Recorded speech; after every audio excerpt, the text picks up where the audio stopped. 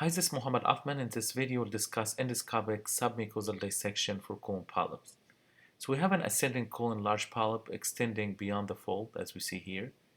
The lesion was tattooed before, and because it's extending beyond the fold, I'm going to mark it. But in general, you don't need to mark lesion in the colon. In the stomach, it makes sense because you may lose your plane of dissection, but in the colon, it's very obvious.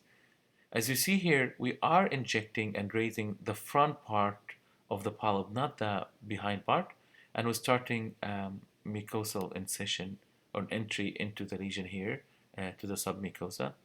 If that was a gastric or esophageal lesion, we would like to start dissecting from behind to the front. But for chronic lesion, my method is to start from the front and gradually extend your cut to the sides. Because if you do circumferential incision right away for colon polyp, you do not have enough submucosa and you may lose your cushion. So our dissecting here was dual knife, 1.5 millimeter. It's colonic dual knife. It's very small.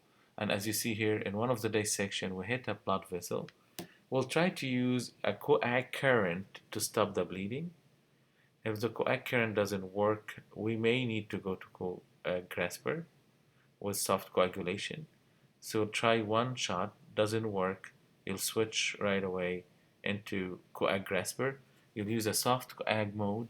I use usually effect 5, 50 to 80 watt, and immediately that controls the bleeding without causing any deep thermal injury to the tissue.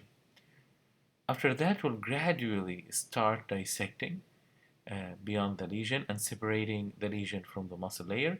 And as you see here, I am extending the dissection little bit by little bit, and I'm trying to keep my submucosa so that I can inject it and cut in my plane with no problem. And I would like to stress this again. If I do here a circumferential incision right away, I may not have enough left in the submucosa because the fluid will escape from the incision side behind it.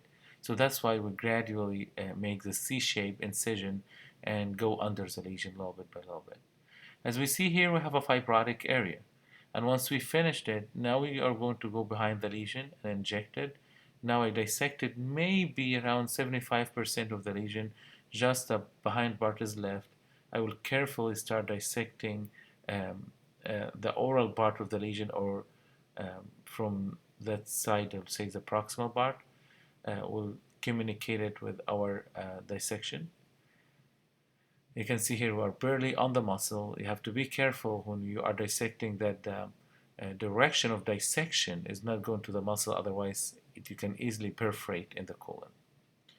So we still have enough submucosa to dissect, and we can clearly see the bluish discoloration here of the submucosa, and we will continue to dissect there till we have the lesion removed completely.